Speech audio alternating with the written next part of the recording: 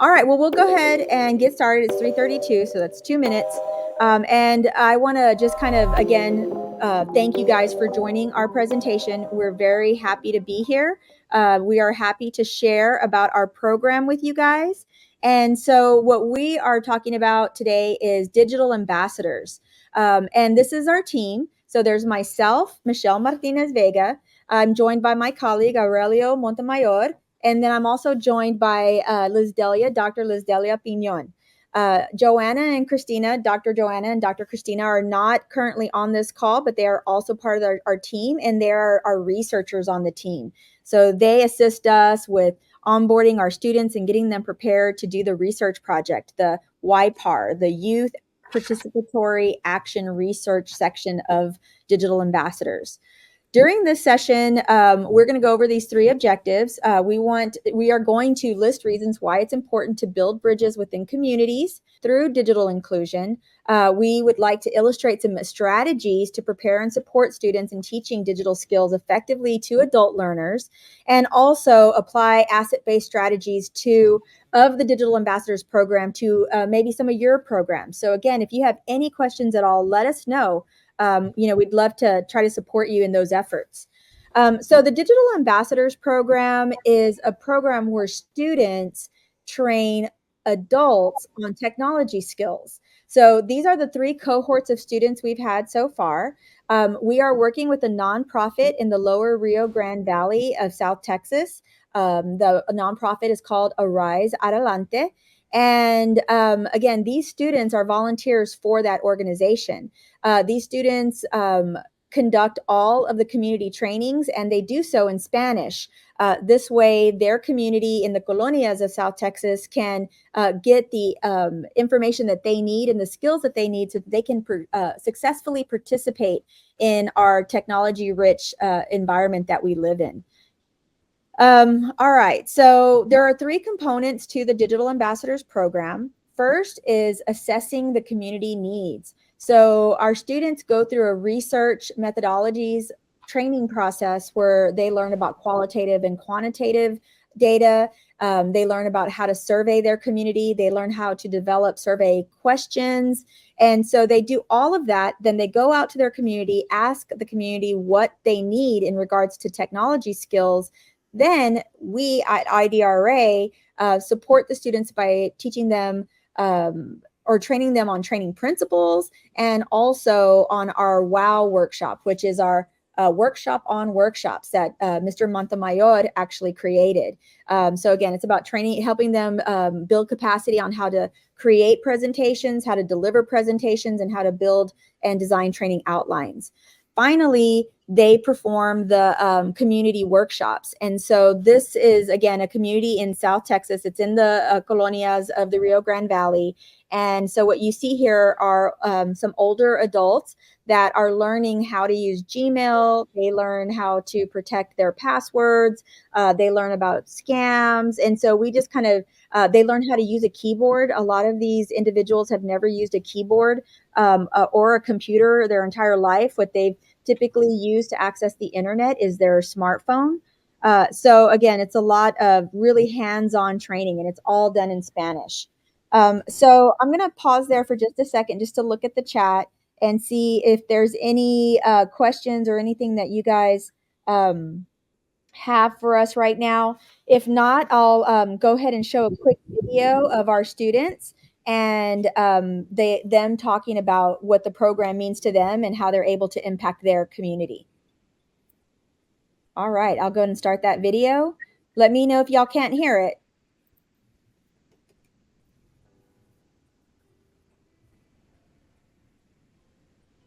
I can't, Michelle. Okay. Wait. My name is Aaron Sierra. I'm Ivana Salazar. My name is Angel Santos. Okay, my name is Ashley Sandoval. I'm Carolina Sebastián Santiago. Mi nombre es Arlette Bernard. It's Roslyn Lopez. My best memory is connecting with the community. What I really enjoyed the most was working as a group. When we were presenting. When we all got together to distribute the computers. and we all worked as a team. And Being able to help all the ladies, having all the centers together, and being able to participate and contribute to helping other people. It's important because it teaches the community things that they've never experienced before.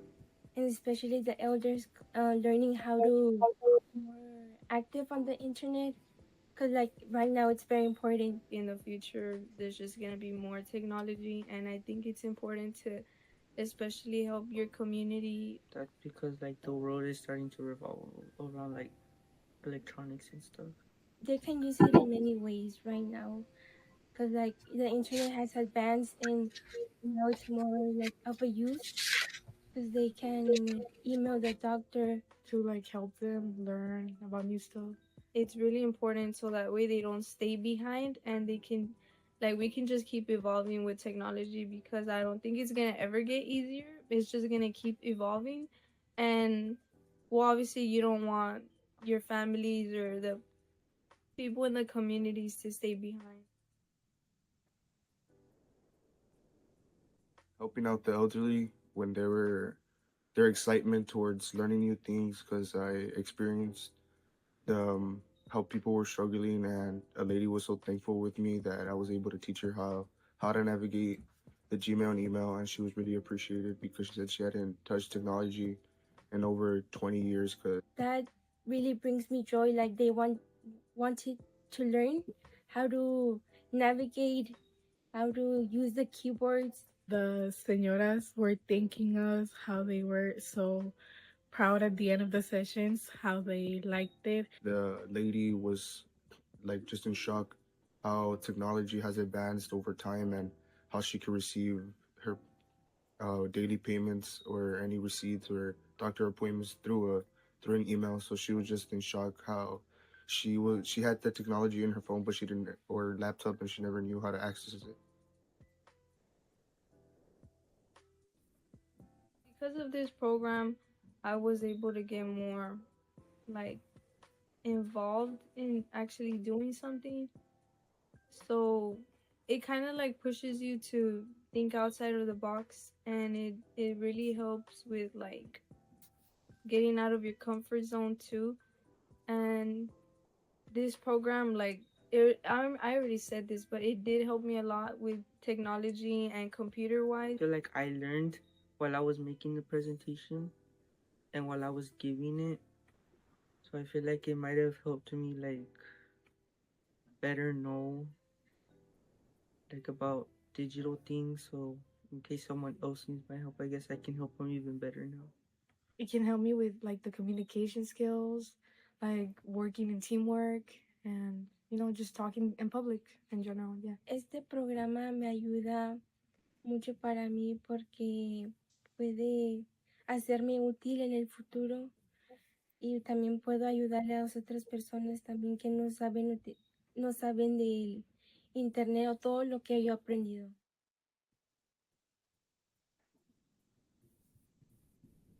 So thank you so much for watching that video. We got some really nice comments. Thank you. Yes, we're very blessed to get to do this work.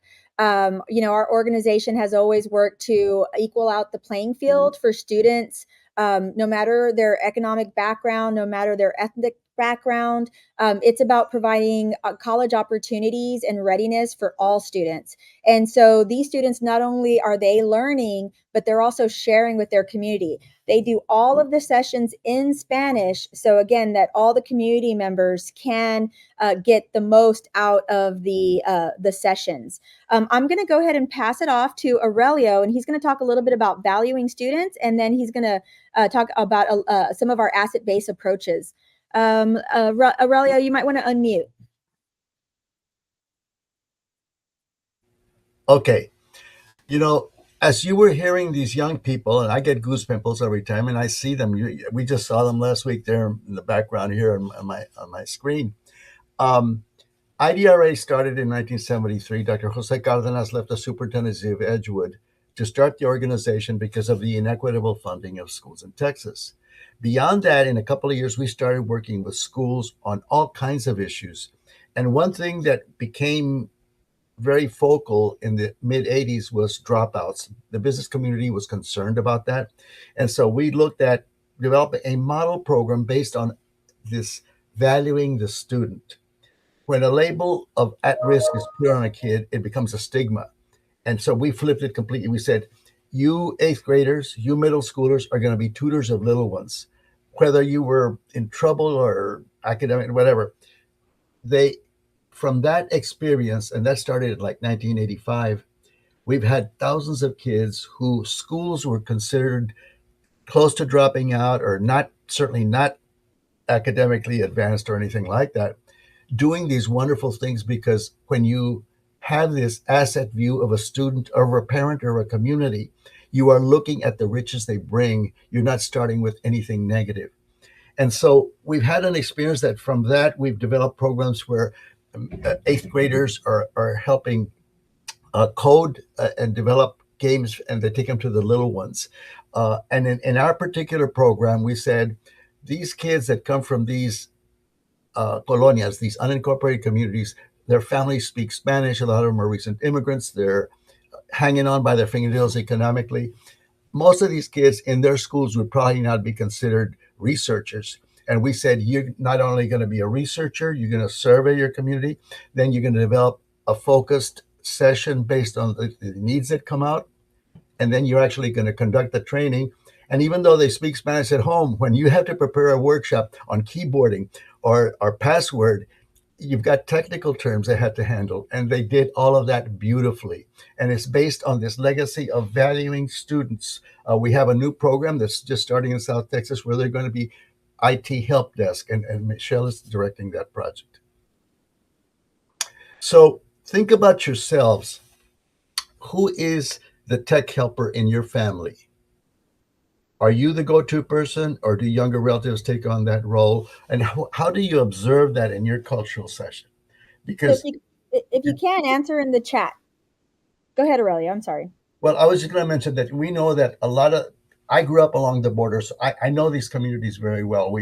We're in a bilingual, bicultural, multicultural environment, and we know that a lot of these young people are the language bridge for their families. When the lady needs to go to the clinic or a doctor, she says she takes her son, Mijo, and he will translate from what the nurse or the doctor is saying to the mother, back and forth. They are the language bridge. And so they're also the natural IT bridge now. Because even these children who've been in school since they were in kindergarten have been exposed and use technology constantly, but they've never had to teach it. And so we take them to the next step.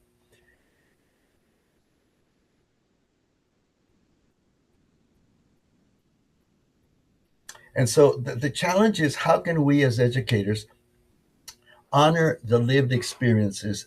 For example, a lot of the ladies that are invited, and it's many ladies, it's obviously some men that participate, but sometimes you'll have one of these teenagers presenting with his grandmother and sitting in front. It's one of the students, but they come with a lot of doubts. They will say, "I don't know English. I have very little education.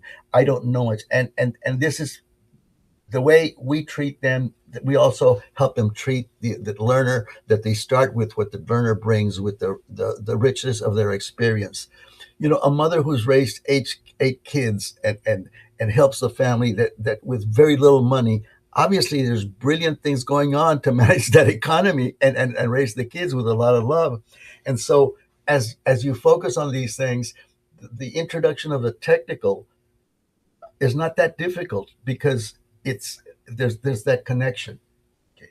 When you uplift the community's sense of itself, it's liberating. And when you have this intergenerational relationship, because at each of these centers where these students work, there are adults also that are monitor and support them. Ladies from the neighborhood who will work in those centers, and so you've gotten this kind of interaction going. So does anybody have any comments about that, or would y'all like to share a little bit about your experiences with providing tech support in your family, or how we can honor the lived experience of the people in your community, as well as help them learn technology skills by utilizing students or youth volunteers? Okay, if you have any comments about this or questions, please put them in the chat. All right, so I'm going to go ahead and progress the slide, and we'll go ahead and move over to translanguaging. Go ahead, Liz, and you're on mute.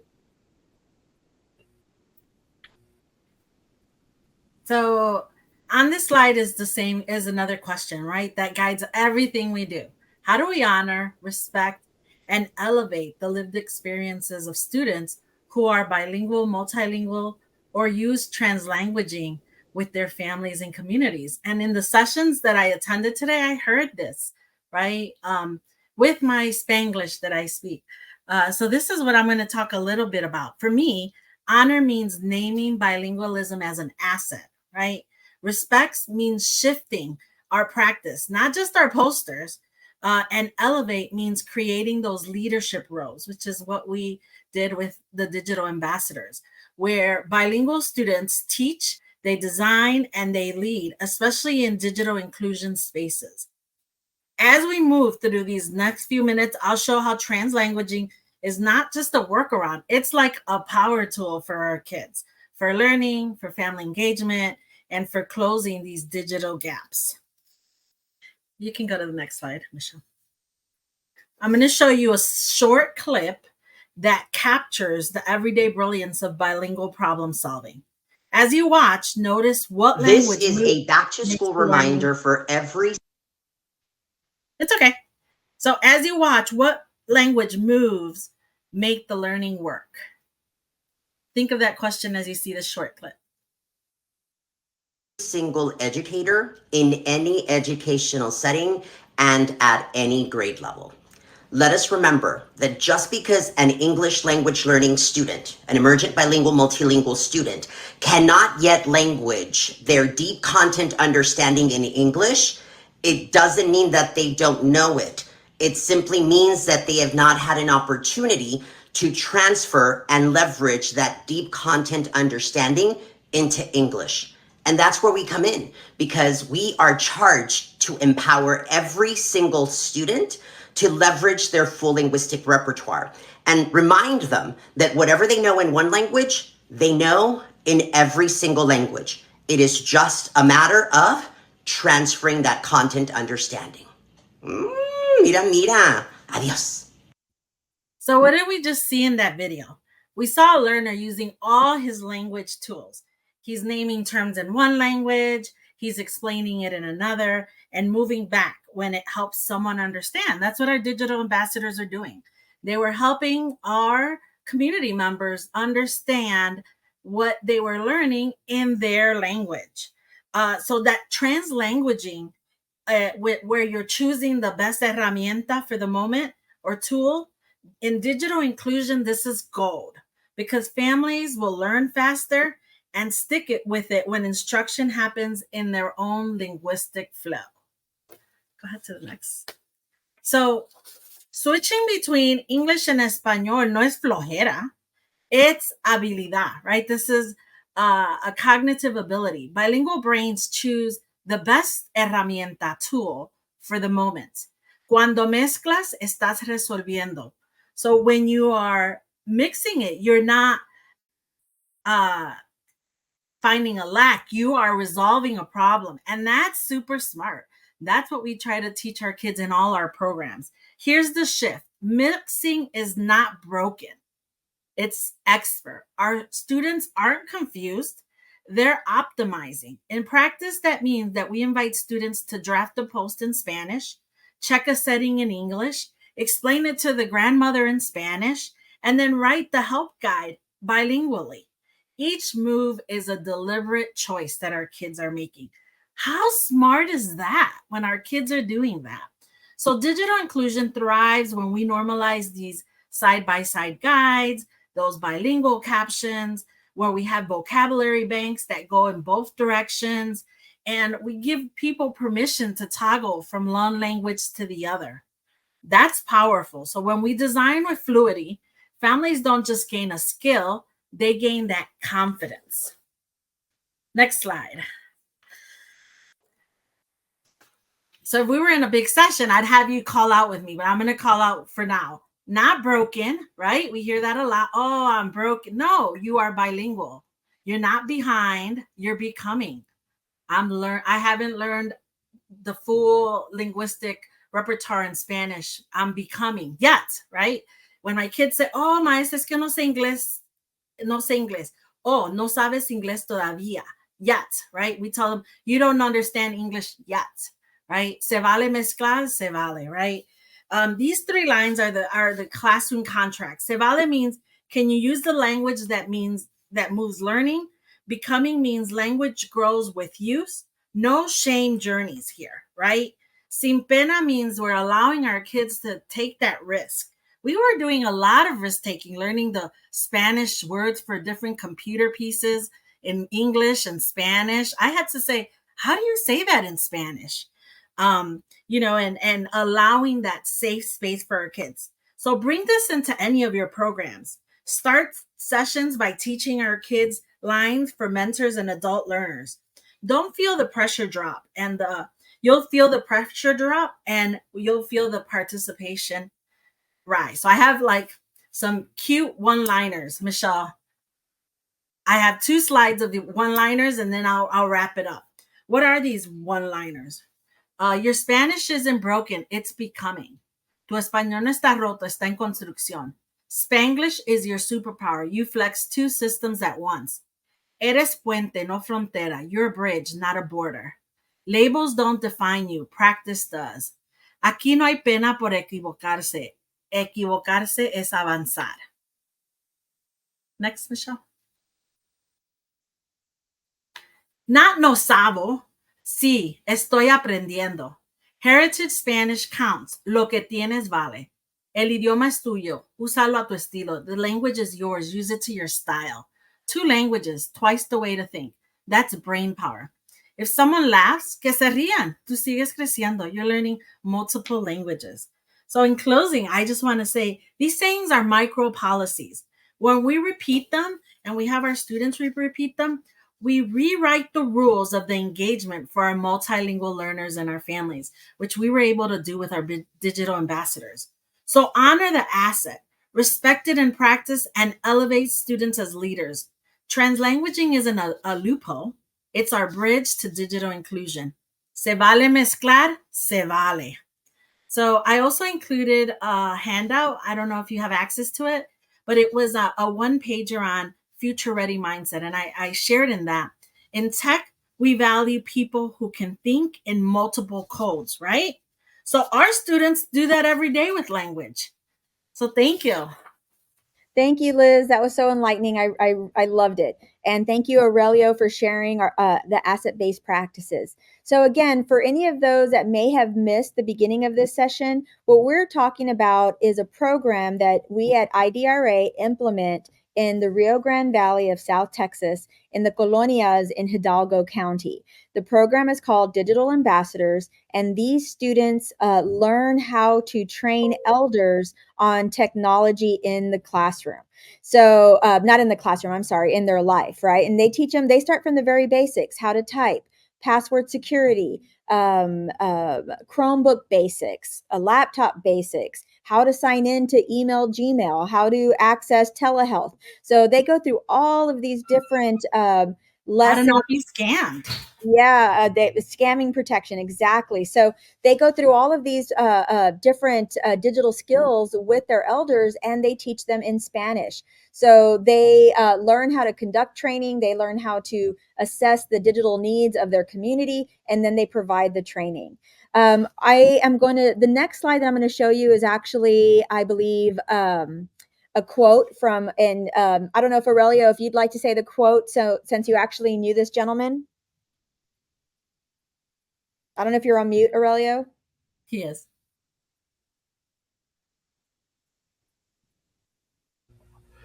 Some of you might be familiar with The Pedagogy of the Oppressed, famous book from some years back. Education doesn't change the world. Education changes people. People change the world. Our work, from having them become researchers to teachers, but the teaching is participatory and liberatory, and then actually helping the community with identified needs, and the children are the ones doing it. all this shows that when you have faith in the students of the community, these things happen. There was one question from Madi. It says, the question is, how are they also being challenged to go further and imagine potential solutions that make the technology itself more user friendly? That's a really interesting question. These students are definitely always thinking about how they can help their community and improve their lives. As Aurelio mentioned, these are immigrant communities, and right now a lot of these individuals are afraid to leave their house. They're afraid to go grocery shopping. They're afraid to see the doctor. They're afraid to go work. So what some of the things that the students are thinking about is, okay, maybe you have a booth at the pulga, but you can't go anymore. So let's help you open up an Etsy store, right? Maybe they're afraid to go to the grocery store. That's okay. We can help you download the HEB app. That's a grocery store in that area, and order your groceries online, right? If you can't make it to the doctors, that's okay. We can show you how to do it with telehealth. So these students are definitely always thinking about how they can help their community members have a full life, even in these difficult times. All right, so we only have 2 minutes And left. Michelle, and one more over that. I Well, love how this last group cohort, you invited the mentors from the previous to be a mentor to that other group. So now yeah, you're also growing future leaders also from that group into this new group where they're growing the younger students or the new students into doing this program, which I thought was really amazing, Michelle and Aurelio. yeah, no, every year we learn something new, and every year we incorporate something new. So it's really great. Thanks for pointing that out. We have like 2 minutes left, so if you guys can, anybody that's out there in the internet land, if you can scan this QR code and let us know how we did, I'd really appreciate that. I'm gonna leave it up for just a couple more seconds, and then I'm gonna transition to our very last slide. I want to thank everybody for joining us. One other thing that I failed to mention that I'd like to mention is that we actually pay our students for for their time, and so it's a really great opportunity for them to assist their families with that money, and that's usually what they end up doing. And then our very last slide just has our contact information and our newsletter information. Feel free to sign up for our newsletter or contact us. We'd be happy to support your work or support support what you're doing or what you'd like to see happen in your community. Thank you very much.